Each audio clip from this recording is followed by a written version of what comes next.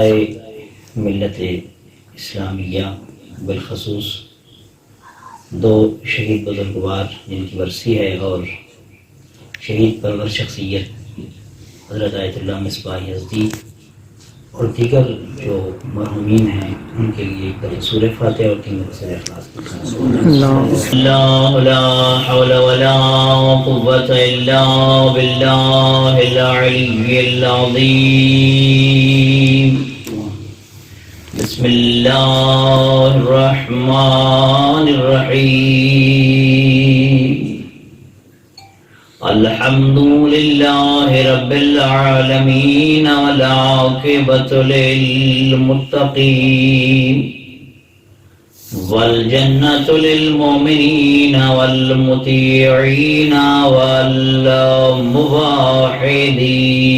الصلوات اللهم صل على محمد وآل محمد الصلاة والسلام على مكي المدني القرشي الأبتحي العربي رسول الكريم أبي القاسم محمد اللهم صل على محمد وآل والصلاة والسلام على سيدي ووزيري وابن عمه ووارث علمه علم الأولين والآخرين أمير المؤمنين صلوات اللهم صل على محمد وعلى آله الطيبين الطاهرين المعصومين لعنة الله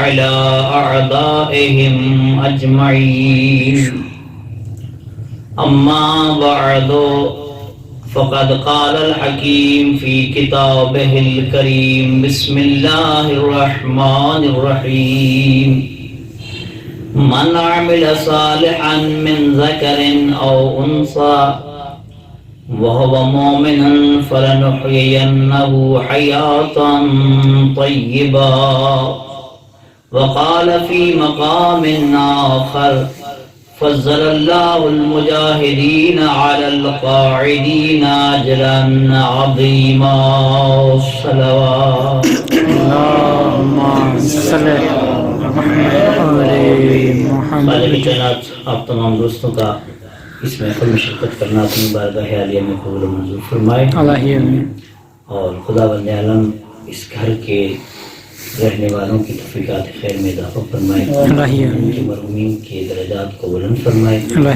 حسن بھائی کو خدا بند عالم صحت کاملہ و عاجلہ عنایت فرمائے اور ان کی جتنی بھی شرعی توفیق حاجات ہیں خدا بند عالم ان کو پورا فرمائے۔ اپنی دعاؤں کی قبولیت کے لیے اور اس اہل خانہ کے حق میں ہماری دعاؤں کی قبولیت کے لیے ایک دفعہ صلوات پڑھ لیں محمد و آل محمد۔ اللهم صل على محمد وآل محمد۔ ایام فاطمیہ ہیں اور اس مناسبت سے میں آپ سب دوستوں کو بی بی دو عالم مجاہدہ اسلام اور شہید ولایت مدافع ولایت جناب زہرا سلام اللہ علیہ کی شہادت کے عنوان سے تعزیت نصیحت پیش کرتا ہوں اور ان دو عظیم ہستیوں کی شہادت کے اعتبار سے بھی میں آپ کو تعزیت پیش کرتا ہوں جنہوں نے راہ فاطمی پہ چلتے ہوئے اپنے حسینی ہونے کا ثبوت دے کر شہادت کا جام نوش کیا۔ ایام فاطمیہ ہی وہ ایام ہیں جو قاسم سلیمانی بناتے ہیں، جو ابو مہدی مہندس کو مجاہد اسلام بناتے ہیں۔ یہ ایام فاطمیہ ہیں، یہ دو ہستیاں عاشق تھیں ایام فاطمیہ کی، بالخصوص قاسم سلیمانی تو آپ نے سنا ہوا ہے، جانتے ہیں کتنے عاشق تھے، کہہ کر گئے تھے کہ میں آئندہ سال شاید ایام فاطمیہ کچھ اور انداز میں ہوں گے۔ ایک ہاتھ اور انہوں نے اپنی شہادت سے پہلے واقعہ ایسا ہوا۔ یہ شخصیات ایام فاطمیہ ہی کا نتیجہ ہے، اور ایام فاطمیہ کا احیاء اگرچہ ہمارے لیے ضروری ہے لیکن یاد رکھیں ان ایام کو اور ان شخصیات کی مناسبت کو اگر آپ احیا نہیں کرنا چاہیں گے تب بھی خداوند عالم انہیں زندہ رکھے گا، بے شک، اس لیے کہ قرآن کہہ رہا ہے، جو آیت میں نے پڑھی ہے اس کا مطلب یہی بنتا ہے جو بھی نیک عمل کرے چاہے وہ مرد ہو یا عورت ہو ہم اس کو اس کا اجر ضرور دیں گے، ہم اس کو حیات طیبہ دیں گے، یعنی لوگوں کے نزدیک اس کی ذات، اس کی شخصیت، اس کی ہستی اس طرح نیک اور صالح ہو کر سامنے آئے گی کہ ہر کوئی اس کے ساتھ عقیدت کا اظہار کرے گا۔ یہ خداوند عالم کی طرف سے اجر ہے۔ فضل اللہ المجاہدین علی القاعدین اجرا عظیما، خداوند عالم نے مجاہدوں کو قائدین پر، قائدین سے مراد یہ نہیں کہ جو قائد کا معنی بیٹھے ہوئے ہونا ہوتا ہے، لیکن اس کا مطلب یہ نہیں ہے کہ جو فقط بیٹھے رہتے ہیں وہ مراد ہیں، بلکہ جو ہدف کے مطابق اور جو انہیں کرنا چاہیے، ذمہ داری جو ان کی بنتی ہے، جو اس پہ عمل نہیں کرتے اس پر ان کو فضیلت ہے جو مجاہد ہیں۔ توجہ فرما رہے ہیں؟ تین چیزیں مکتب تشیع میں بہت اہم ہیں اور ان کا احیاء ضروری ہے، اور اتفاق سے ان تینوں چیزوں کا تعلق نظام ولایت سے ہے۔ ماشاءاللہ، توجہ فرمائیے گا۔ پہلی چیز ہے غدیر، اس کا یاد رہنا اور لوگوں تک پہنچانا بہت ضروری ہے، اور دوسری چیز ہے فدق۔ فدق احیاء اس معنی میں کہ فدق کے لیے جانے کا مقصد کیا تھا جناب سیدہ کا، یہ نہیں بھولنا چاہیے۔ بی بی نے جو خطبہ دیا ہے وہ نہیں بھولنا چاہیے۔ ایام فاطمیہ میں جناب سیدہ سلام اللہ علیہا کی یاد اس طرح منائی جائے کہ بی بی نے جو معارف بیان کیے ہیں، بی بی کا جو مقصد تھا، بی بی نے قیام کیوں کیا، یہ قیام نہیں بھولنا۔ یہ قیام اس غدیر کے دفاع میں تھا، اس غدیر کو پھیلانے کے لیے تھا، اس غدیر کو جو مٹ رہی تھی اس کا دوبارہ احیاء کرنے کے لیے تھا۔ یہ دوسری چیز ہو گئی۔ تیسری چیز ہے عاشورہ، اور اتفاقاً عاشورہ یعنی جناب سیدہ کے نقش قدم پہ چلتے ہوئے کربلا کی صورت میں غدیر کے دفاع کا عملی اقدام ہے۔ توجہ فرما رہے ہیں؟ یہ تین چیزیں، غدیر نظام ولایت کا اعلان ہو رہا ہے، فدق کے لیے جانا بی بی کا یعنی دفاع ولایت، اور کربلا میں امام حسین کا آنا یعنی پریکٹیکلی طور پہ نظام ولایت کے نفاذ کے لیے اپنی اور اپنے اہل خانہ کی شہادت پیش کرنا۔ یہ جڑے ہوئے ہیں تینوں چیزیں نظام ولایت کے ساتھ۔ توجہ فرمائیں، امام رضا علیہ السلام ایک سلوات پڑھ رہے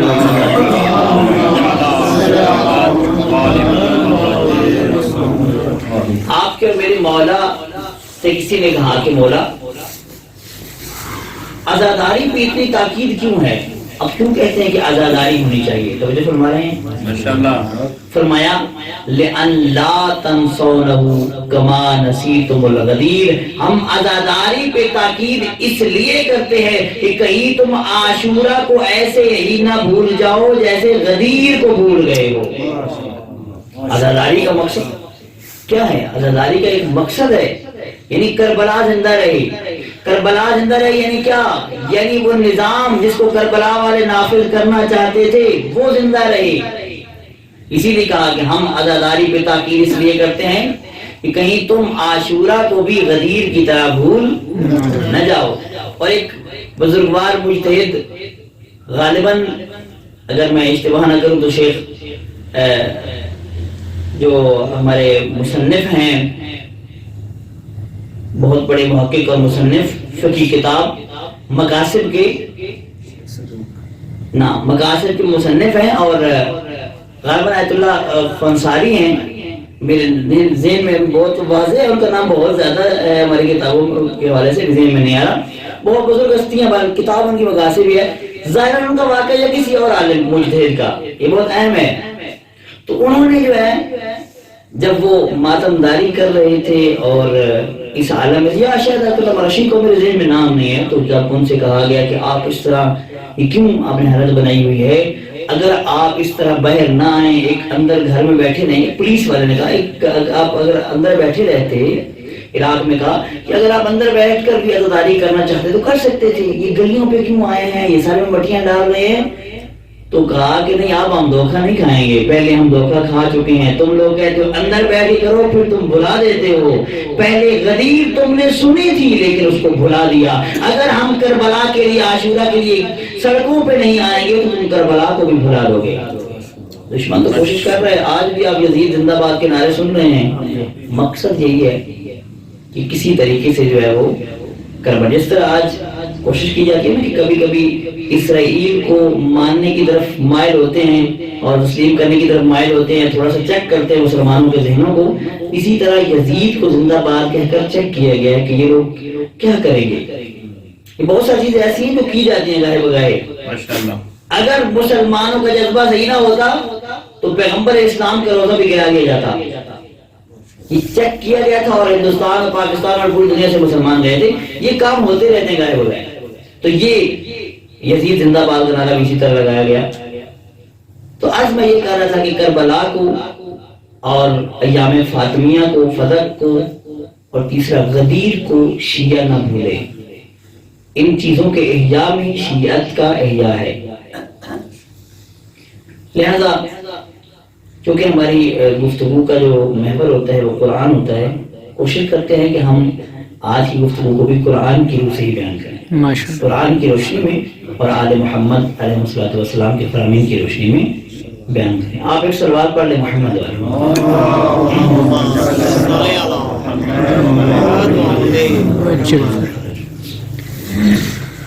چونکہ ایام فاطمیہ ہیں تو ہم اپنی معظمہ بی بی کے حوالے سے ہی بات کریں گے، اسی کے ضمن میں باقی باتیں جو مطرح کریں گے انشاءاللہ بیان کریں گے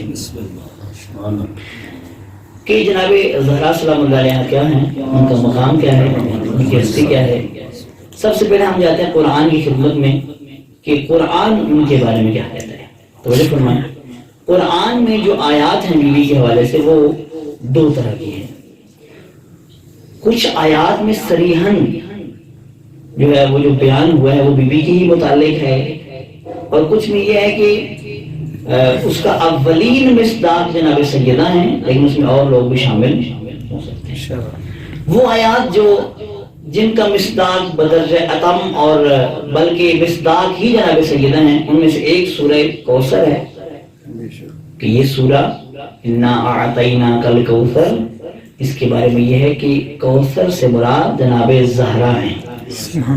جب ایک شخص نے طعنہ دیا پیغمبر اسلام کو کہ آپ کی اولاد نہیں ہے، آپ ابتر ہیں، تو خداوند عالم نے اپنے پیغمبر کو تسلی دی، انا اعطیناک الکوثر، ہم نے تجھے کوثر عطا کر دی۔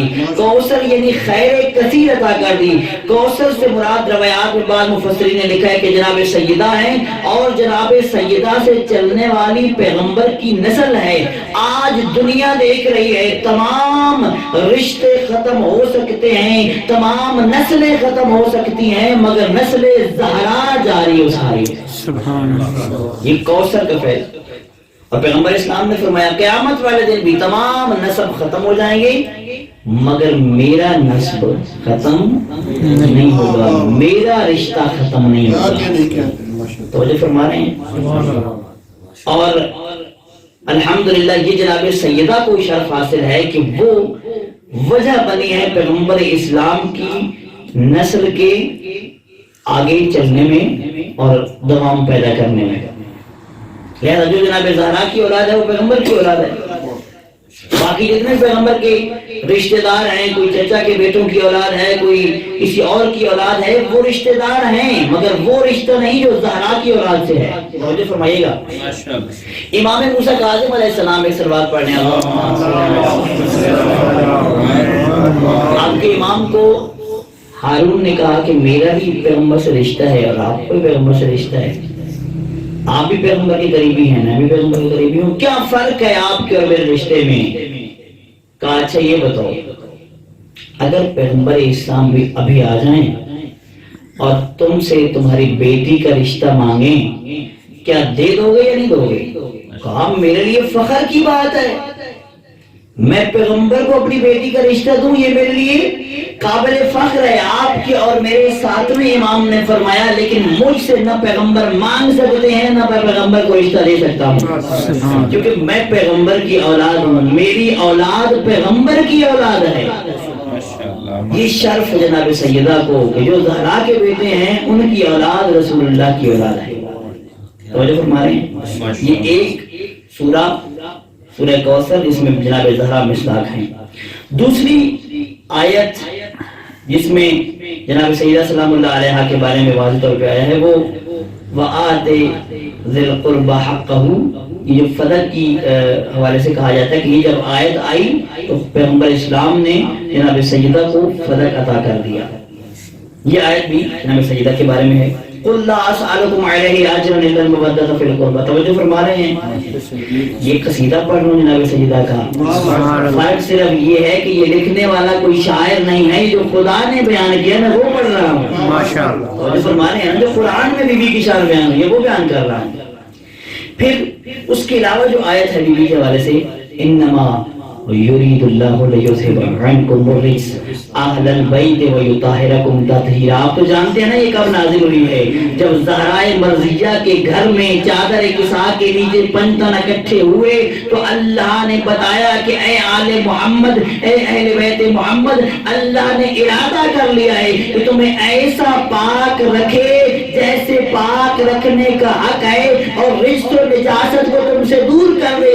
سمجھ آ گئی؟ آج جس کا تعلق بھی جناب زہرا سے نہیں، جو بھی جناب زہرا پہ، جس پہ جناب زہرا ناراض ہیں یا جو جناب سیدہ سے ناراض رہتا ہے، یقیناً وہ رجس ہے اور رجس آل محمد کے قریب آ نہیں سکتا۔ سبحان اللہ۔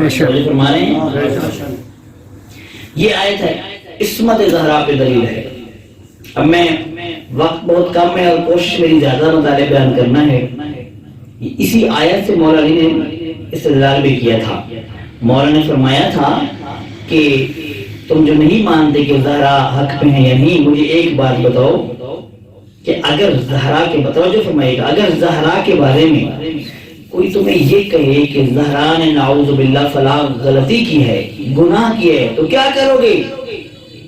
اس نے کہا کہ میں زہرا پہ حد جاری کروں گا، نعوذ باللہ۔ تو مولا نے کہا کہ پھر اس کا مطلب ہے کہ تم خداوند عالم کی مخالفت کرو گے اور ان لوگوں کی بات کو قبول کرو گے۔ لوگ مثلا کہہ رہے ہیں کہ زہرا حق پر نہیں تھی یا زہرا نے غلطی کی، جبکہ اللہ کہہ رہا ہے انما یرید اللہ ولیذھب عنکم الرجس اہل البیت ویطہرکم تطہیرا۔ اللہ جس کی پاکیزگی کی گواہی دے، اگر کوئی کہتا بھی رہے کہ وہ غلطی پہ ہے تو تمہیں نہیں ماننا چاہیے، اللہ کی مانی ہے، لوگوں کی مانی ہے۔ یہ آیت دلالت کرتی ہے عصمت زہرا پہ۔ اس کے بعد وَيُطْعِمُونَ الطَّعَامَ عَلَىٰ حُبِّهِ مِسْكِينًا وَيَتِيمًا وَأَسِيرًا۔ سنا ہوا آپ سب نے؟ میں مطلب اشارہ کرتا ہوا جا رہا ہوں۔ بی بی نے جب دیا، ایک دن مسکین کو، ایک دن یتیم کو، ایک دن اسیر کو، قرآن کہتا ہے اوتوا ویؤثرون علی انفسہم ولو کان بہم خصاصہ۔ ان ہستیوں کی حالت یہ ہوتی ہے کہ وہ عطا کرتے ہیں ضرورت مند کو جبکہ انہیں خود بھی اس کی ضرورت ہوتی ہے۔ میرے محترم سامعین، گھر میں بچہ ہوا جس کی ضرورت نہیں ہے وہ اٹھا کے دینا اور بات ہے، جو اپنی ضرورت ہے وہی اٹھا کے دے دینا اور بات ہے۔ مشہودی ہے بی بی زہرا سلام اللہ علیہا بلندتر سلوات۔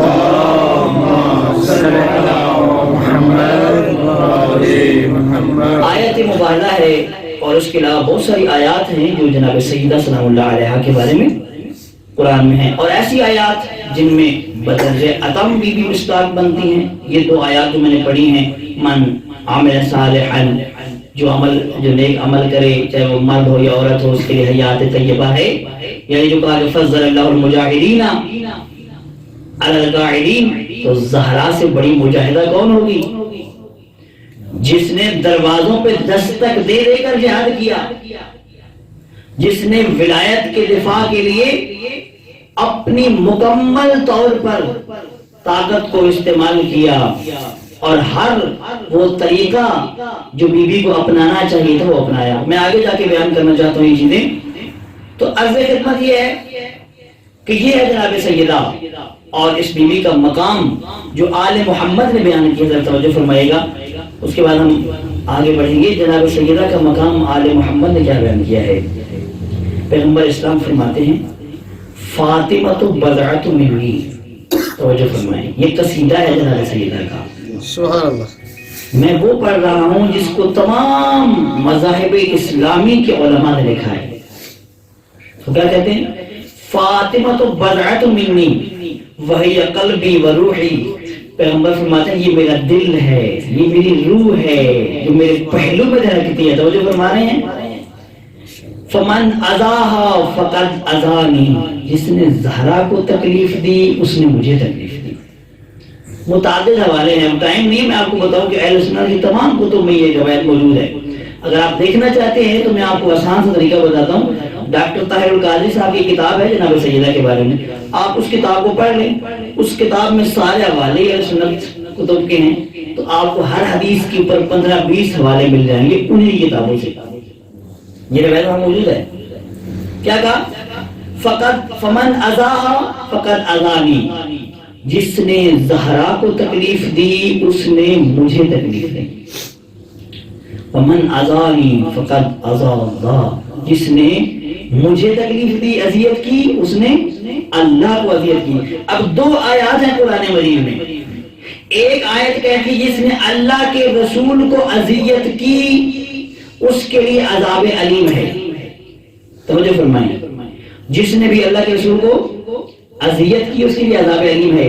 دوسری آیت کہتی ہے جس نے اللہ اور اللہ کے رسول کو اذیت کی اس پر اللہ کی لعنت ہے دنیا میں بھی اور آخرت میں بھی, اور اس کے لیے رسوا کنندہ عذاب ہے.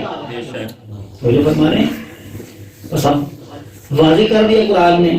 پیغمبر اور قرآن دیکھیں نا, ہم آل محمد کے ماننے والے ہیں, ہمارا تعلق قرآن اور اہل بیت سے ہے. ہم جب قرآن کو لیتے ہیں تو اس کی تفسیر کے لیے آل محمد کے پاس جاتے ہیں, اور اگر آل محمد کا کوئی فرمان آ جائے تو اس کی تفسیر بھی ہم یا قرآن سے کرتے ہیں یا آل محمد کے فرمان سے کرتے ہیں. یہاں پیغمبر کے فرمان کی تفسیر ہو رہی ہے. کون ہے کہ پیغمبر کو خدا کو تکلیف دیتا ہے, اور اگر اذیت کرتا ہے تو سزا کیا ہے؟ کہا دو سزائیں ہیں, ایک عذاب ہوگا, دوسرا دنیا اور آخرت میں لعنت ہوگی, یعنی رحمت الہی سے محروم ہو جائے گا جو کہ جناب سیدہ کو اذیت کرتا ہے. آگے چلے بی بی کا مقام آل محمد کی زبانی. فرماتے ہیں کہ پیغمبر اسلام نے فرمایا میری بیٹی کا نام فاطمہ کیوں رکھا گیا. توجہ, فاطمہ اس لیے رکھا گیا کہ خداوند عالم نے فاطمہ پر اور اس کے چاہنے والوں پر جہنم کی آگ کو حرام قرار دے دیا ہے.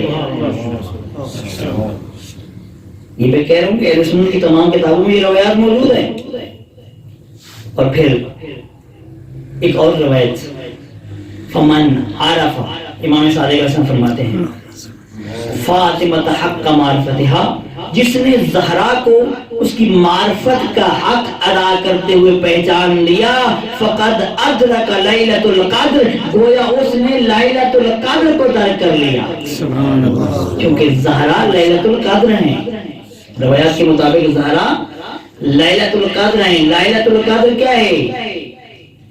وما ادراک ما لیلۃ القدر, تو کیا جانے کہ لیلۃ القدر کیا ہے؟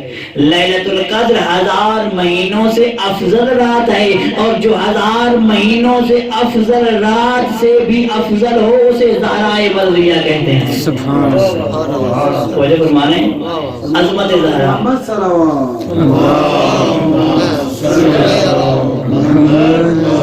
مجہولۃ القدر و مخفیت القبر. توجہ فرمائیے گا, مجہولۃ القدر و مخفیت القبر. زہرا وہ ہے کہ جس کی قدر مجہول ہے اور قبر بھی مخفی ہے. عظمت کو بھی کوئی نہیں پہچان سکا اور قبر بھی آج مخفی ہے. یہ عظمت زہرا. تو بہت ساری روایات ہمارے پاس موجود ہیں. اتنی عظمت ہے نام زہرا کی کہ امام موسیٰ کاظم فرماتے ہیں کہ جس گھر میں علی, محمد, حسن حسین فاطمہ نام کا کوئی بندہ رہتا ہو وہاں فقیری آ ہی نہیں سکتی، وہاں فقر نہیں آ سکتا۔ اور امام صادق علیہ السلام کے پاس ایک بندہ آتا ہے کہ مولا خدا نے مجھے بیٹی عطا کی ہے، فرمایا نام کیا رکھا ہے؟ توجہ فرمائیے، عظمت زہرا دیکھیے، نام کیا رکھا ہے؟ کہا میں نے اس کا نام رکھا ہے فاطمہ۔ امام کے منہ سے 3 دفعہ نکلا آہا، افسوس، ہائے، ایک درد کا امام نے اظہار کیا اس نام کو سن کر، غم کا اظہار کیا، اور پھر فرمایا اگر نام رکھ دیا تو 3 کام نہ کرنا۔ کون کون سے؟ کہا اسے گالی مت دینا۔ توجہ، اگر فاطمہ رکھ دیا ہے تو فاطمہ کو گالی مت دینا، دوسری بار اس پہ لعنت مت کرنا، اور تیسری بار کہا اسے کبھی تماچا مت مارنا۔ یہ درد ہے جو آل محمد کے اندر تھا، عظمت بھی بیان کرتے رہے، زہرا کی مصیبت بھی بیان کرتے رہے آل محمد۔ بہت ساری روایات ہمارے سامنے موجود ہیں، لیکن میں اب بی بی کی تاریخی زندگی کے اعتبار سے کچھ گفتگو کرنا چاہتا ہوں۔ آپ ایک صلوات پڑھ لیں محمد۔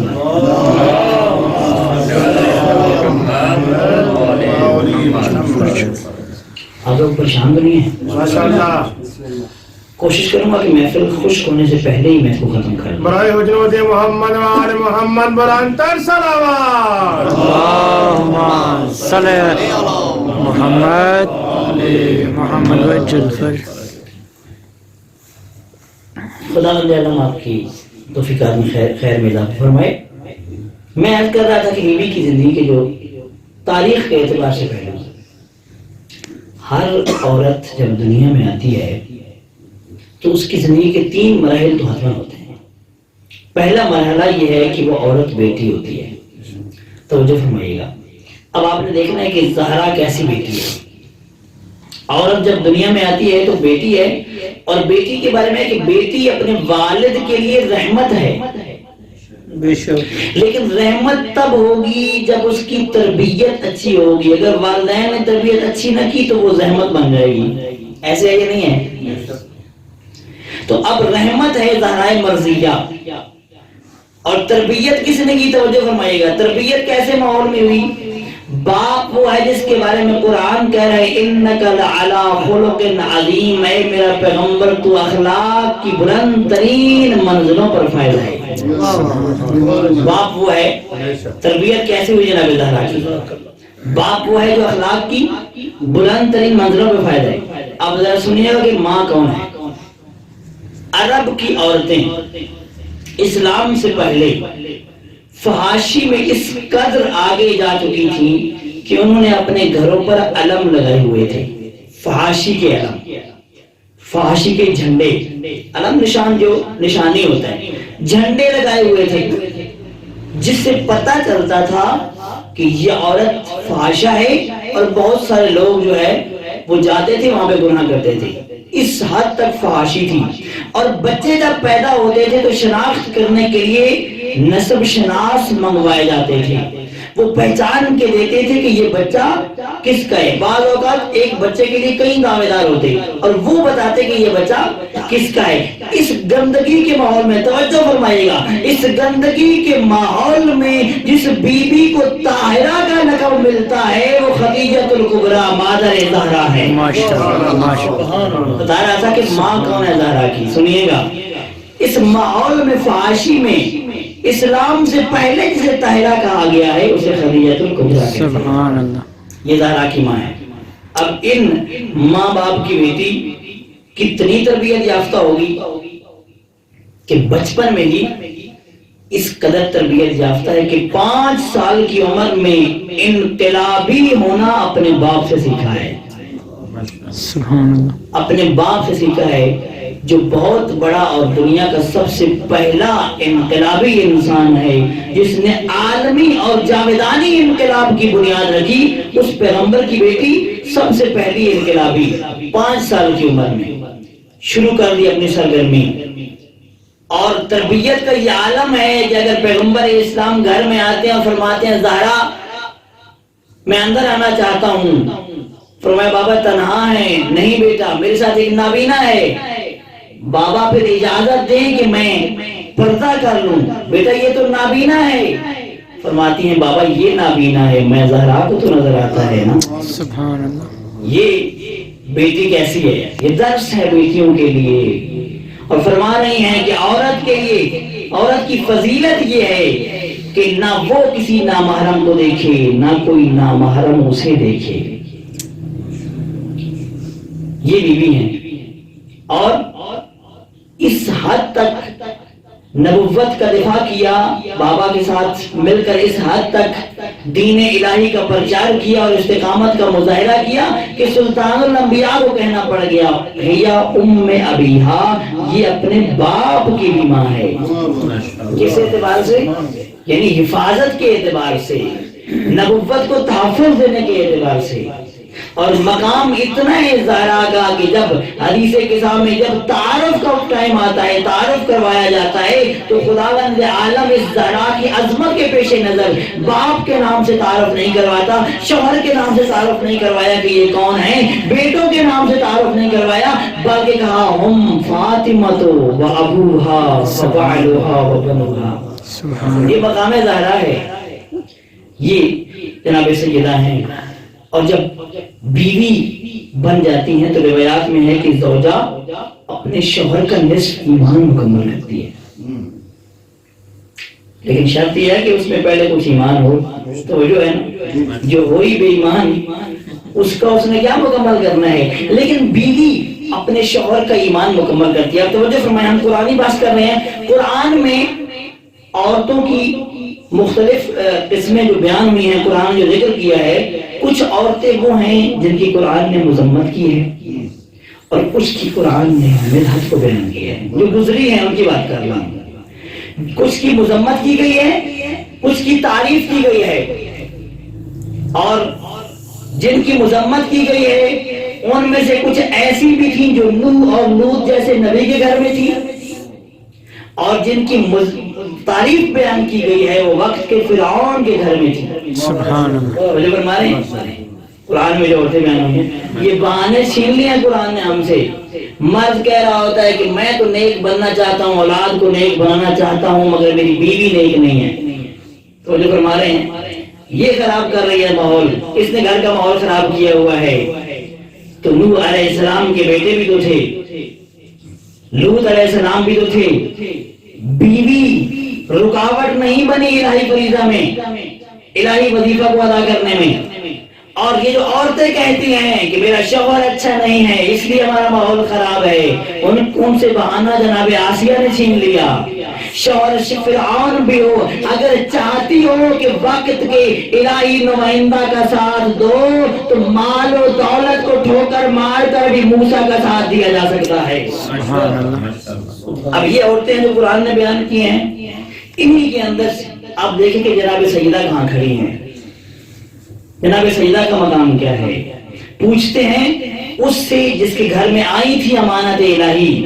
علی سے پوچھتے ہیں کہ زہرا کون ہے. پیغمبر نے سوال کیا یا علی زہرا کیسی ہے، کیسی زوجہ ہیں؟ فرمایا نعم العون فی طاعت اللہ، اے اللہ کا رسول اللہ کی اطاعت میں بہترین مددگار ہے. سبحان اللہ، بہترین مددگار.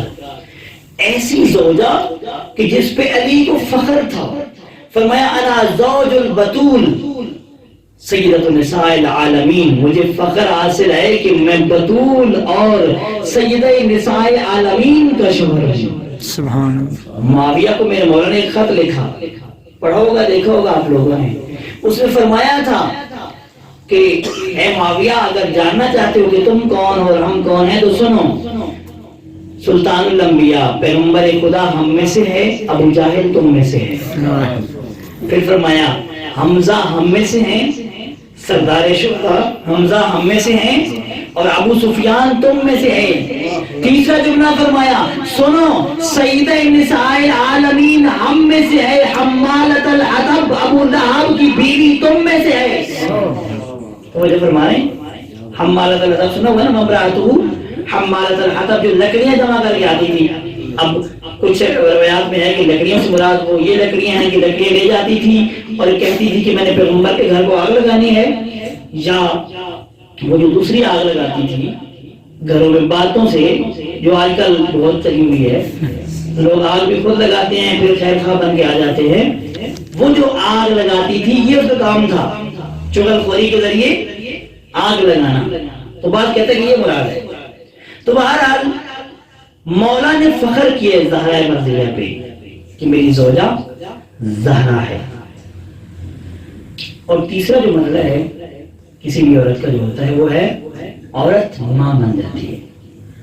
اور جب ماں ہوتی ہے تو روایات میں ہے الجنت تحت اقدام امہات، ہر انسان کی جنت اس کی ماں کے قدموں کے نیچے ہے.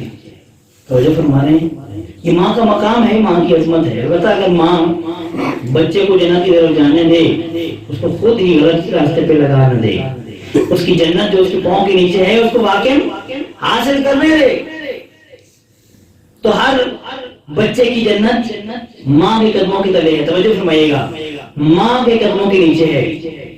اب ماں ہے زہرا، زہرا مرضیہ، عصمت کی ملکہ. عیسیٰ علیہ السلام بڑی عظمت کے مالک ہیں. ماں مریم ہے. ڈاکٹر شریعت نے یہاں پہ یہ کہنا کہ میں سوچ رہا تھا کہ لوگوں نے جناب مریم کی تعریف کرنے کی کوشش کی اور لوگوں نے مختلف طریقے سے تعریف کی. کسی نے مجسمہ بنایا، کسی نے بی بی کا بڑے بڑے نام القاب دے کر تعریف کی، لیکن ایک جملہ ایسا ہے بی بی کی شان میں جو سب کے اوپر چھا گیا ہے، وہ ہے مادر عیسیٰ. مریم مادر عیسیٰ ہیں. یہ وہ فضیلت ہے جو تمام فضائل سے بڑی ہے. مادر عیسیٰ ہونا بڑی فضیلت ہے. ڈاکٹر شریعتی کہتے ہیں میں بھی سوچتا رہا کہ زہرا کی تعریف کیسے کروں. میں کہوں زہرا محمد کی بیٹی ہیں، کا یہ تعریف کامل نہیں ہے.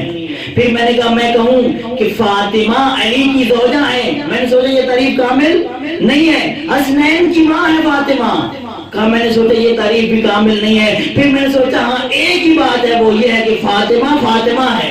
سبحان اللہ، کتاب کا نام یہ رکھ دیا فاطمہ فاطمہ ہے. سبحان اللہ. مجھے ایک ہی بات سمجھ آئی کہ فاطمہ فاطمہ ہے. فاطمہ کو پہچاننا ہے تو پھر خود فاطمہ کو ہی پہچانو، کسی اور کے ذریعے سمجھ نہیں آئیں گی. خدا نے بھی اگر تعارف کرایا تو فاطمہ کے ذریعے ہی کروایا. ایک سلوات پڑھ لیں محمد.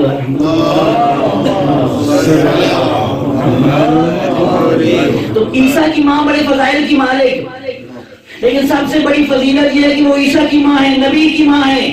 نبی نے ایک دفعہ بھی نہیں کہا کہ میری ماں میرے لیے حجت ہے. توجہ فرمانا، نبی نے نہیں کہا میری ماں میرے لیے حجت ہے. لیکن میں آپ کو معصوم دکھاتا ہوں. 11واں آپ کا معصوم کہہ رہا ہے نحن حجج اللہ علی خلقہ وجدتنا حجت علینا، ہم پوری مخلوق پہ حجت ہیں، ہماری دادی ہم پہ حجت ہے. سبحان اللہ. جسے معصوم بیٹا حجت کہے اسے زہرا کہتے ہیں. اور توجہ فرمائیے گا ایک اور جملہ عظمت زہرا کا. اولاد کی بات کر رہا ہوں نا کہ اولاد کی جنت ماں کے قدموں تلے ہے. اور یہ اولاد کیسی ہے؟ عیسیٰ نے جس کے پیچھے نماز پڑھنی ہے وہ کہہ رہا ہے لی فی بنت رسول اللہ اسوۃ حسنہ. میں مہدی کے لیے بھی اگر کوئی آئیڈیل شخصیت ہے تو وہ دادی زہرا ہے. یہ عظمت زہرا ہے. ایک ماں ہونے کے ناطے اولاد کیسی ہے زہرا کی، اور زہرا کیسی ماں ہے. توجہ فرمائیے گا، میں نے عرض کیا 3 مراحل ہیں. پہلا مرحلہ عورت بیٹی ہوتی ہے، جب بیٹی ہو تو رحمت ہوتی ہے باپ کے لیے. دوسرا مرحلہ زوجہ بنتی ہے، شوہر کا ایمان مکمل کرتی ہے. تیسرا مرحلہ ماں بنتی ہے، اولاد کی جنت ماں کے قدموں تلے. اب ذرا لطف لیجیے گا، توجہ کیجیے گا. زہرا رحمت ہے اس کے لیے جو خود رحمت للعالمین ہے. زہرا ایمان اس کا مکمل کرے جو خود کل ایمان ہے. اور زہرا کے قدموں کے نیچے ان کی جنت ہے جو خود جوانان جنت کے سبحان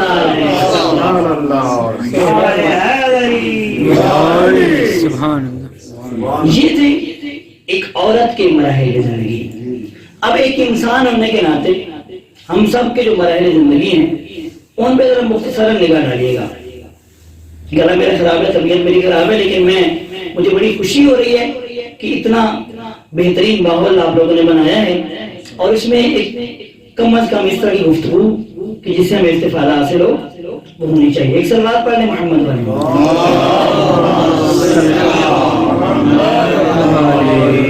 توجہ فرمائیے گا. مراحل زندگی انسان، ایک انسان کی زندگی کے مختلف پہلو ہوتے ہیں، مختلف مراحل بھی ہیں، پہلو بھی ہیں. اگر آپ دیکھنا چاہیں کہ مختلف پہلو کیسے ہیں تو مثال کے طور پہ ایک پہلو انسان کی زندگی کا یہ ہے کہ جو انسان ہے اس کا خالق سے رابطہ کیسے ہے. توجہ فرمائیے گا، خالق سے رابطہ کیسا ہے. دوسرا یہ ہے کہ مخلوق سے رابطہ کیسا ہے. اب آئیں ذرا کسی دو پہلو پہ دیکھیں. پہلے کہ پہلا جو پہلو ہے انسان کی زندگی کا، خدا سے رابطہ کیسا ہے. زہرا کا رابطہ دیکھنا چاہتے ہیں تو روایات میں ملتا ہے کہ زہرا بعض اوقات پوری رات خداوند عالم کی عبادت کرتے ہوئے کھڑی رہتی تھی اور پاؤں میں ورم آ جاتے تھے. اور مخلوق سے رابطہ کیسا ہے؟ بہت سارے واقعات ہیں جانے ساری کے. مخلوق کے ساتھ جو جناب سیدہ کا رشتہ ہے وہ کیسا تھا.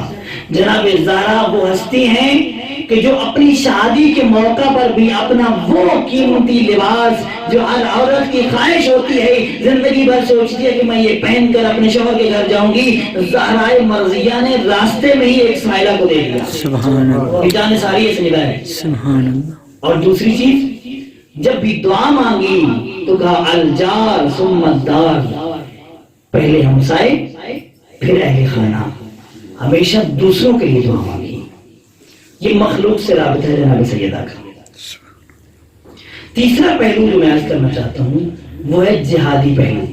اب توجہ کیجیے گا، چند منٹ میں نے آپ کو زحمت دینی ہے، اسی نقطے پہ اپنی بات کرنی ہے اور یہی اہم نقطہ ہے. آپ ایک صلوات پڑھ لیں محمد علیہ.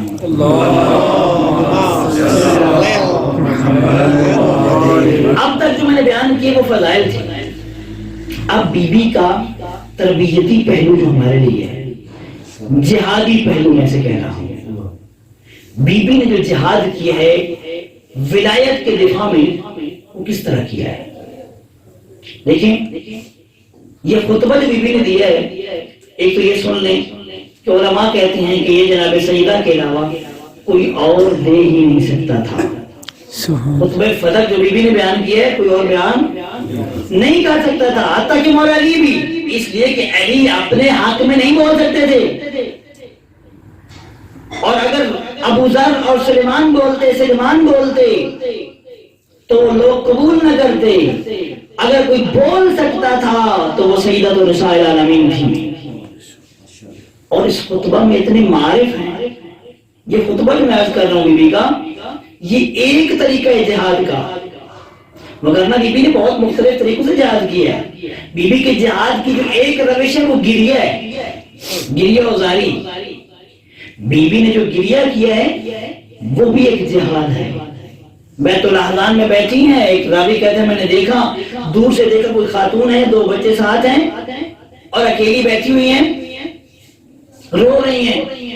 میں قریب گیا، میں نے کہا زہرا آپ کی یہ حالت کیوں ہے؟ کہا علی بے یار و مددگار گھر ہو گئے ہیں. کہا اگر آپ کو علی کا غم ہے، توجہ بہتر رکھیے گا، علی کا غم ہے تو علی سے کہیں کہ خود اپنے دفاع میں بولے، لوگوں سے جا کے بات کرے. تو بی بی نے جو جملہ کہا سنا ہوگا آپ نے، کتنا پیارا اور عظیم جملہ بھی آقا زادی نے فرمایا. بی بی فرماتی ہیں مثل الامام کمثل الکعبہ، امام کی مثال کعبہ کی مثال ہوتی ہے. لوگوں کو چاہیے کہ کعبہ کے پاس جائیں، کعبہ کبھی لوگوں کے پاس نہیں گیا. علی تو کعبہ کی مثل ہے. یہ مدافع ولایت، پہلی مدافع ولایت کہہ رہی ہے، پہلی شیعہ علی کہہ رہی ہے. آج شیعہ بننا آسان ہے، نعرے لگو، ماتم کرو اور سیدھے جنت. لیکن اگر شیعہ حقیقی بننا ہے تو پھر اقدار فاطمی اپنانا پڑیں گی، جناب سیدہ کے اصول اپنانے پڑیں گے. ایک طریقہ تھا گریہ. اور یہ خطبہ بی بی نے دیا ہے، روایت کہتی ہے کہ جب بی بی دیکھ گئی ہیں دربار میں تو سب سے پہلے جو بی بی نے کام کیا وہ یہ کیا ہے کہ بولنے سے پہلے رونا شروع کر دیا. اتنا گریہ کیا. جب واپس آئیں تو مولا نے سوال کیا کہ زہرا میں نے سنا ہے آپ رو رہی تھی، بولنے سے پہلے رو رہی تھی. کہا یا علی جب میں جاتی ہوں میں دربار میں دیکھتی ہوں تو مجھے جس چیز نے رلایا ہے وہ یہ ہے کہ اس دربار میں میرا استقبال ہوا کرتا تھا. اہل سنت نے لکھا ہے, روایت موجود ہے. استقبال کیسے ہوتا تھا؟ جب بی بی جاتی تھی تو پیغمبر کھڑے ہوتے تھے, قاما کھڑے ہوتے تھے, وقدم الیہا اور بی بی کی طرف چل کے جاتے تھے, وقبلہا اور پھر بی بی کے بوسے لیتے تھے. اب آپ خود اندازہ کریں, میں مسائل کی طرف نہیں جانا چاہتا فی الحال, لیکن یہ جملہ کہہ رہا ہوں, جب بھی کوئی بیٹی جاتی ہے اپنے باپ کی وفات کے بعد باپ کے گھر جائے تو اس کے رونے کے لیے یہی کافی ہے کہ اس کا باپ گھر میں موجود نہیں ہے. لیکن اگر اس کو گھر میں کھڑا ہونا پڑ جائے یا اس کی توہین کر دی جائے تو پھر یہ ایک طبیعی بات ہے کہ وہ پہنچ جاتا ہے اس کا ذہن اپنے بابا کی طرف. تو یہ معظمہ نے ایک گریہ کے ذریعے دفاع کیا ہے ولایت کا, بتایا ہے کہ علی پہ ظلم ہوا ہے. اور جو بیوی کی وصیتیں ہیں, میں اشارہ کر رہا ہوں آپ کو ایک پہلو, ایک میں دے رہا ہوں آپ کو, ایک جہت دے رہا ہوں مطالعہ کے لیے اور سوچنے کے لیے کہ بی بی نے جو وصیتیں کی ہیں, بی بی کی لاش کو, بی بی کی جسد مبارک کو کوئی ڈر نہیں تھا. وہ مولا علی تھے جن کے جسد کو ڈر تھا کہ خارجی نکال نہ رہے. زہرا کے جسد کو یہ خوف نہیں تھا. پھر کیوں کہا کہ مجھے رات میں دفن کرنا, کیوں کہا کہ میرے جنازے میں وہ لوگ نہ آئیں جنہوں نے مجھے تکلیف دی ہے. چاہتی تھی کہ بے نقاب کر دیں ان کو جنہوں نے نظام ولایت میں خلل ڈالا ہے. یہ ادب سبھی بھی کا, بے نقاب کیا ان کو جنہوں نے ولایت کے راستے میں رکاوٹیں ڈالی ہیں, ان کو بے نقاب کر دو. تو بی بی نے خطبہ دیا, اور میں عرض کروں اس خطبے نے بہت ساروں کے ذہنوں کو چینج کیا ہے. اب مسئلہ یہ نا کہ یہ باتیں نہیں ہو رہی ہیں زیادہ, مسائل بھی ہیں, لیکن جب بھی کسی تک پہنچے, کاش اس طرح مولا رضا فرماتے ہیں کہ اگر لوگوں کو ہمارے محاسن کا پتہ چل جاتا, ہمارے کلام کی زیبائی اور خوبصورتی کا پتہ چل جاتا, حسن کا پتہ چل جاتا, تو لوگ ہماری طرف آ جاتے ہیں. مگر پہنچانے والا کوئی نہیں ہے. ادھر ممبر پہ تو ہم نے صرف ہاؤ سنانی ہے لوگوں کو, سنائیں گے تو سنیں گے نا. زہرا نے کیا کہا ہے, کوئی بتائے تو پتہ چلے. کیا زہرا مال کی خاطر گئی تھی؟ توجہ فرمائیں. ایک تو جب جا رہی ہیں تو حالت بی بی کی یہ ہے کہ بی بی نے جو مکنا پہنا ہے, جو چادر پہنی ہے, ایک اگر آپ اس کو مطالعہ کریں اور دیکھیں کہ وہ کس کی کیفیت کیا تھی بی بی کی جاتے ہوئے, تو یہ بہت بڑا درس ہے ہماری خواتین کے لیے کہ مردوں کے ہجوم میں جا سکتی ہو, اجازت ہے, مگر کیسے جانا ہے. گھر بھی نہیں بیٹھنا, میدان میں آنا بھی ہے, زہرا کی سنت ہے, لیکن جانا کیسے ہے یہ بھی دیکھ لو کہ زہرا کیسے گئی تھی. اگر آج کوئی پارلیمنٹ میں آ جاتی ہے, بیوی بھی تو گئی تھی, انہوں نے بھی تو اپنا حق لیا تھا, جب بات کی تھی جا کے مردوں میں, تو بی بی ایسے نہیں گئی تھی جیسے تم جاتی ہو. وہ مکنا دیکھو, وہ چادر دیکھو, وہ زمین پہ لکیریں کھینچتی ہوئی چادر. آج بزرگان کے بقول کے جو عربی آپ دیکھتے ہیں کہ چادریں ہوتی ہیں بڑی, اس ٹائپ کی چادر, اور مکنا ایسا جو بازو ہاتھوں تک, آستینے میں ساتھ اس ہاتھ تک بڑا مکنا, اس زمانے کے مطابق جو قرآن عربی میں جو تعبیر ہے اس کی بیان ہوا ہے. تو یہ جناب سیدہ ہے. اور علماء کہتے ہیں جنہوں نے معارف پڑھ لیے بیوی کے خطبے کے, عبد المعتنم یا محتنم حسن نام ہے ان کا, ایک بزرگ عالم دین, کتاب ہے ان کی بنور فاطمۃ الاہتدیت. میرے زہرا کے خطبہ فلک کے ذریعے, نور زہرا کے ذریعے ہدایت پائی. سننے سے شیعہ ہوئے اور کہتے ہیں کہ میرے شیعہ ہونے کی وجہ خطبہ فلک کیا ہے. خطبہ فلک مال کی بات نہیں ہے اس میں, آپ اس کی دیکھیں ابتدا کیا ہے اس کی, توحید سے شروع کیا اور فلسفہ احکام کو بیان کیا ہے, عظمت رسول کو بیان کیا, عظمت علی کو بیان کیا, عظمت قرآن کو بیان کیا, اور زہرائے مرضیہ نے اس خطبہ میں 20 آیات کو ذکر کیا, اور 20 آیات کے ذریعے قرآن مجید کی, قرآن کے ذریعے ہی تفسیر کی, اور بتایا کہ قرآن میں جو احکام الہی بیان ہوئے ہیں ان کا فلسفہ کیا ہے. فرمایا ایمان کا فلسفہ کیا ہے, نماز کا فلسفہ کیا ہے, روزہ کا فلسفہ کیا ہے, حج کا فلسفہ کیا ہے, زکوٰۃ کا فلسفہ کیا ہے. یہ تمام موارد ایک پورا کورس بنتا ہے معارف اسلامیہ کا. اگر انسان مطالعہ کرنا چاہے تو ایک خطبہ جناب سیدہ کافی ہے. سبحان اللہ. یہ خطبہ مولا علی کے خطبوں کی موازن سمجھا جاتا ہے. یہ وہ خطبہ ہے جناب سیدہ سلام اللہ علیہ کا. اب لوگ کہتے ہیں بھائی ایک چھوٹا سوال اس کا جواب دینا چاہتا ہوں کہ جناب سیدہ کیوں گئی تھی؟ بعض ممکن ہے کہیں کہ وہ فتح لینے گئی تھی، مال لینے گئی تھی. تو میں نے عرض کیا آپ کو کہ جناب زہرا کے جانے کا مقصد مال نہیں تھا.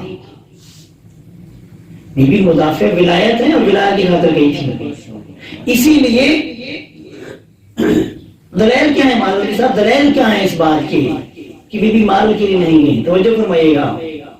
اب میں تھوڑی دیر پہلے عرض کیا کہ جناب آسیہ نے مال و دولت کو ٹھوکر مار کر الہی نمائندہ کا ساتھ دیا.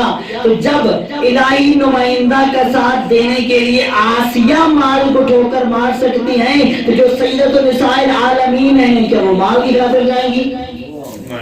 ایک دلیل ہے.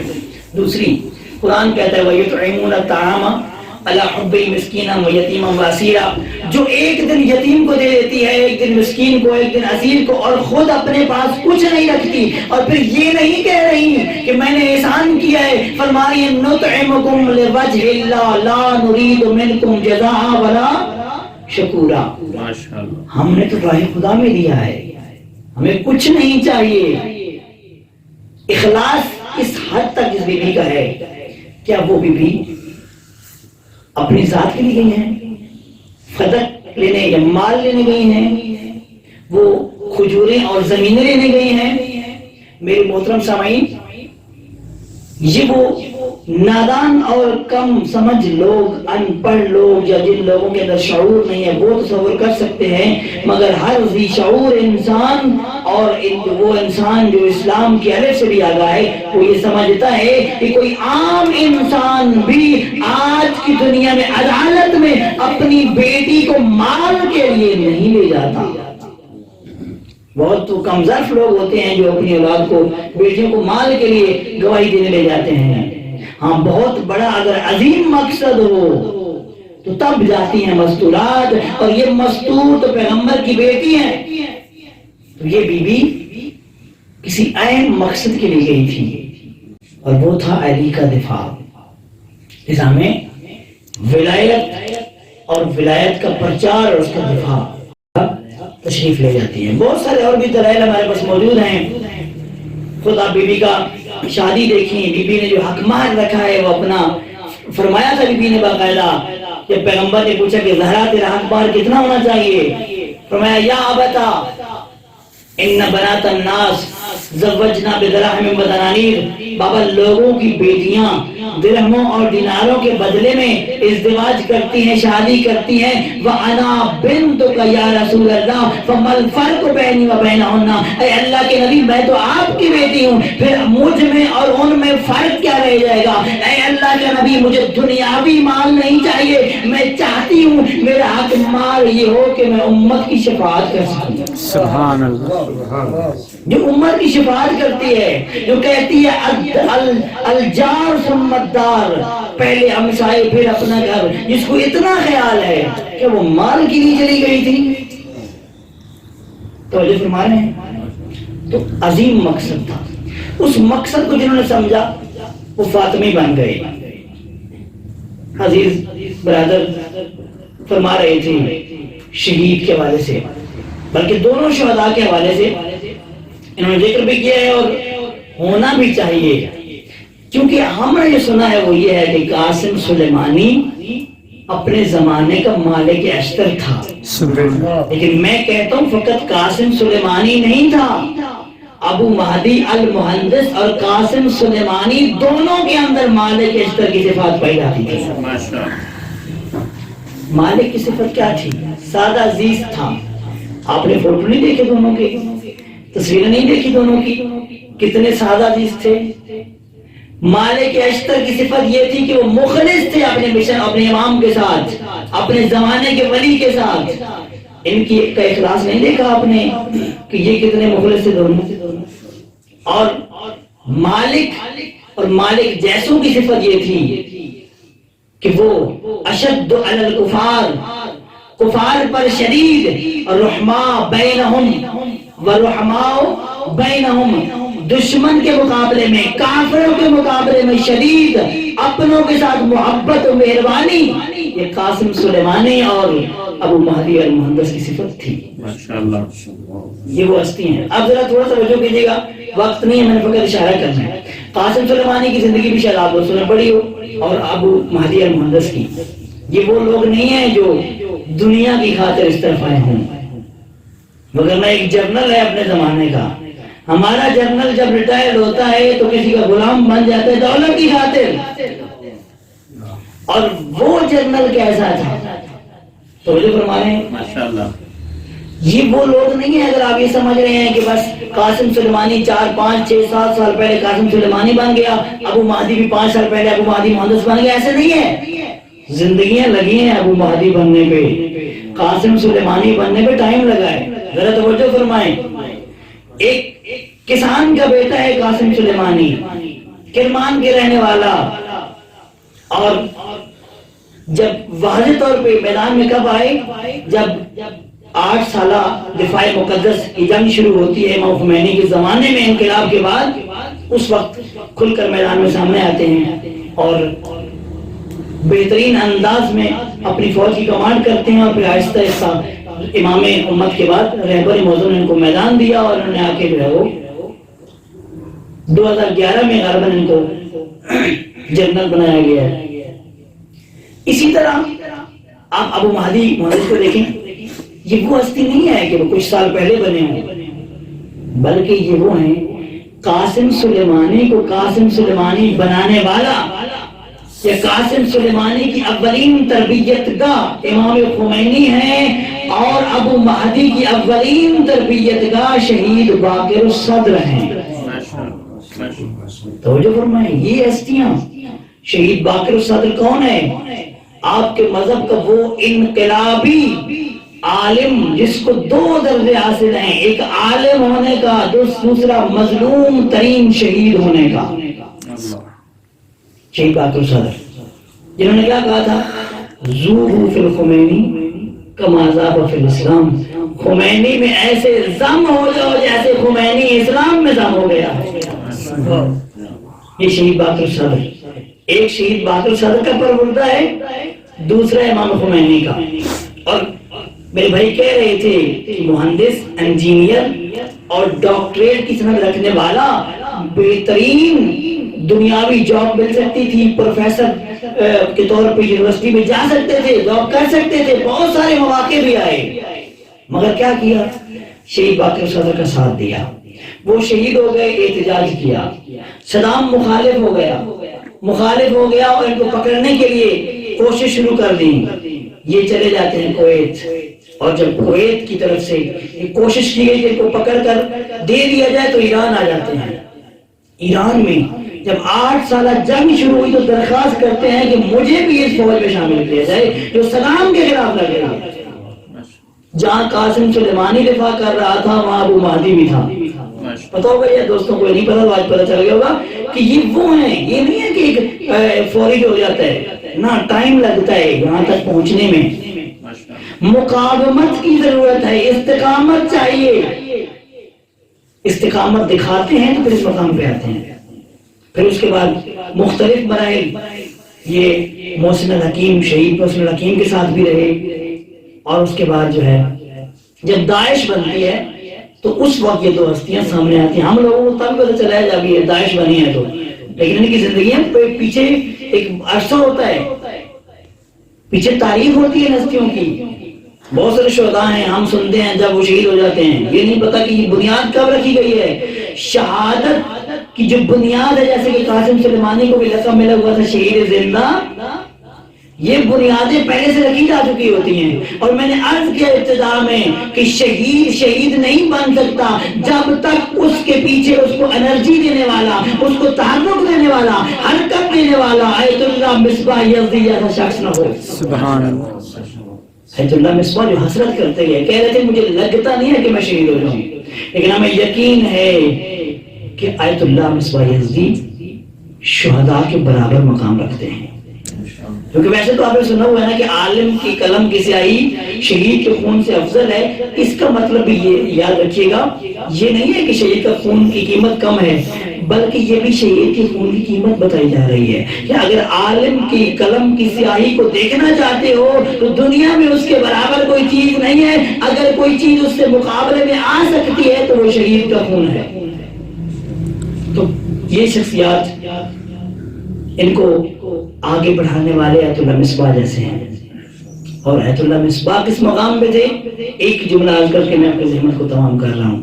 کل میں سن رہا تھا، شاید آپ لوگوں نے سنا ہو، ایک قریب آگے صدیقی بہت ہی عظیم ہستی ہیں، قریب سے میں ان کو جانتا ہوں، بہت بڑے عارف ہیں، بہت بڑی ہستی ہیں واقعی. وہ سنا رہے تھے کہ خود آغا مصباح نے ہمیں جب ہم ان کی عادت کر رہے تھے، ہم پریشان تھے تو کہا کہ تم لوگ پریشان ہو، پریشان ہونے کی ضرورت نہیں ہے، یہ پریشانی 2 ہفتے بعد ختم ہو جائے گی اور ہمارے لیے ایک وسیع باغ تیار کر دیا گیا ہے. میں اگر آپ لوگ جو جانتے نہیں ہیں شاید نہ کریں، مجھے تو 1000 سے بھی اوپر % یقین ہے آغا صدیقی کی بات پہ، کیونکہ میں ان کو جانتا ہوں کتنا عارف ہستی ہے وہ، کہ جب بات کرتے ہیں تو رو رہے ہوتے ہیں، اتنا خدا کے ساتھ قرب ہے ان کا. وہ کہہ رہے تھے، اور انہوں نے ایک اور واقعہ بتایا کہ جو غسل دینے والا تھا وہ کہتے، اس کو ایک بزرگ نے کہا کہ اگر کوئی کرامت دیکھو تو ہمیں بتانا. آیت اللہ مصباح کی کوئی کرامت دیکھو تو ہمیں آگاہ کرنا. کہتا پہلے میری توجہ نہیں تھی، پھر میں نے توجہ کی کہ واقعی کوئی ایسی ہو سکتی ہے کرامت ان سے.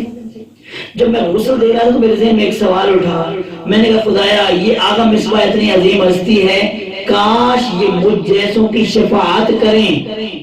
کہتے جب میں نے یہ جملہ کہا اپنے دماغ میں سوچا تو فوراً میں نے دیکھا کہ آغا مصباح نے آنکھیں کھولی ہیں. یہ بات آغا صدیقی کی زبان سے بیان کر رہا ہوں، بتایا کہ کتنی بڑی ہستی ہے. وہ کہتے ہیں کہ آغا مصباح نے آنکھیں کھولی اور پھر فوراً بند کر لی. یہ بہت سے شہداء کے اس طرح واقعات ہیں، آپ پڑھتے سنتے رہتے ہیں. آغا مصباح، میں عرض کروں کہ کیسے ہو سکتا ہے آپ ایک شہید کے واقعے میں یقین کر لیتے ہیں کہ یقیناً شہید ایسے ہوتے ہیں، اور جو شہیدوں کو شہید بنانے والا ہے وہ ایسے نہیں ہو سکتا. یقیناً ایسے ہیں وہ ہستیاں. کیوں؟ اس لیے کہ ہستیوں نے جناب سیدہ کے راستے کو اپنایا ہے. انہوں نے حقیقی طور پر زہرا مرضیہ کو سمجھا ہے، انہوں نے زہرا کے فضائل کو بھی سمجھا ہے، زہرا کے مسائل کو بھی سمجھا ہے. 2 جملے توسل کے طور پہ میں اس معظمہ کے بیان کروں. البتہ ایام فاطمیہ ہیں، زہرا تو وہ بی بی ہے کہ جس پر اتنے مصائب آئے ہیں. اگر آپ دیکھنا چاہتے ہیں تو میں ایک جملہ کہوں گا، اگر آپ کربلا کے مصائب کو سمیٹ دیں تو وہ زہرا مرضیہ پر آنے والے مصائب بنتے ہیں، اور اگر آپ انہیں پھیلائیں تو وہ مصائب ہیں جو کربلا والوں پر آئے تھے. یعنی ایک اکیلی زہرا نے وہ مصائب برداشت کیے تو پورے کربلا والوں نے کیے. یہ مظلوم کائنات. لیکن اس سے بڑی بھی ایک ہستی ہے جو مظلوم ہے. جانتے ہیں وہ کون ہے؟ کسی نے آیت اللہ بینی سے پوچھا سب سے بڑا مظلوم کون ہے کائنات میں؟ کہا سب سے بڑا مظلوم کائنات میں علی ہے. جانتے ہیں کیوں مظلوم ہے علی؟ اس لیے علی مظلوم ہے میری محترم سامعین، اس لیے علی مظلوم ہے کہ کوئی دنیا کا جتنا کمزور شخص بھی ہو، کسی کو جرأت نہیں ہوتی اس کی زندگی میں اس کے دروازے پہ آ کر اونچا بولے، اور اس کے دروازے پہ اونچا بولے یا دروازے کو زور سے دستک دے. علی وہ مظلوم ہے جس کے دروازے پہ نہ صرف مسلمان اونچا بولتے رہے بلکہ دروازے کو آگ بھی لگا دی. نبی کی بیٹی دروازے اور دیوار کے درمیان میں آ گئی، اور جب علی کو پتہ لگا تو ایک ہی جملہ کہا، واہ جعفر آؤ، واہ حمزہ ہو. فرماتے تھے کاش آج جعفر ہوتا، کاش میرا چچا حمزہ ہوتا، میں پوچھتا کہ بنی ہاشم کے دروازے پہ کیسے آتے ہیں. اجرکم اللہ. یہ مظلوم ہے علی، یہ ہے علی کی مظلومیت.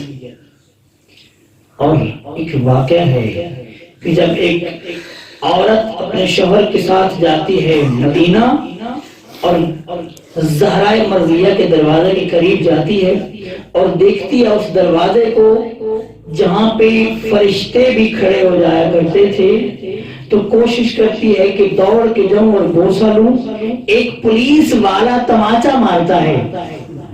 توجہ فرمائیے گا، یہ لوگ جو آج کہتے ہیں نا کہ ہم توہین رسالت پہ بولتے ہیں، دکھ تو اسی بات کا ہے کہ انہیں ادھر توہین رسالت یاد ہے، لیکن یہ لوگ نہیں سوچتے کہ وہاں رسول کے پہلو میں بیٹھے ہوئے وہ لوگ ہیں جو اپنی پولیس کو تنخواہ اسی بات پر دے رہے ہیں کہ رسول کی بیٹی کی قبر پہ کسی کو نہیں جانے دینا۔ جب یہ مستور جاتی ہے دروازے کی طرف، پولیس والا تماچا مارتا ہے، تو ایک ایرانی روزہ خان پڑھ رہے تھے، جب تماچا لگا تو اس کے شوہر نے اس پولیس والے کا گریبان پکڑا۔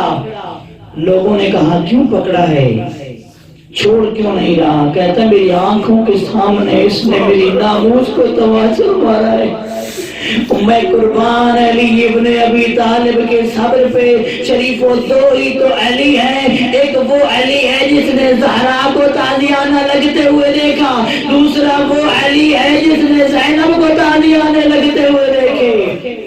اجرکم اللہ۔ لیکن ایک فرق ہے، جس علی نے زہرا کو تازیانہ لگتے ہوئے دیکھا، اس علی نے یہ دیکھا کہ زہرا کے سر پہ چادر تھی، مگر دوسرا علی اتنا مظلوم تھا، ہاتھ میں بے رسیاں تھی، دیکھ رہا تھا پھوپھیوں کے سروں پہ چادریں نہیں تھی۔ اجرکم اللہ۔ اسی لیے جب کوفہ کے دربار میں کسی نے کہا سجاد تمہارا سر کیوں جھکا ہوا ہے، ایک ماہ پہلے جب مسلم ابن عقیل آیا تھا تو اس کا سر تو بلند تھا، تم بھی ہاشمی ہو اور وہ بھی ہاشمی تھا، تیرا سر جھکا ہوا کیوں ہے؟ اس وقت رو کے فرماتے ہیں اونچا نہ بولو، مسلم اکیلا آیا تھا، میرے ساتھ علی کی بیٹیاں ہیں، میرے ساتھ وہ ہے جنہوں نے مدینہ بھی نہ دیکھا تھا۔ لعنت اللہ علی القوم الظالمین۔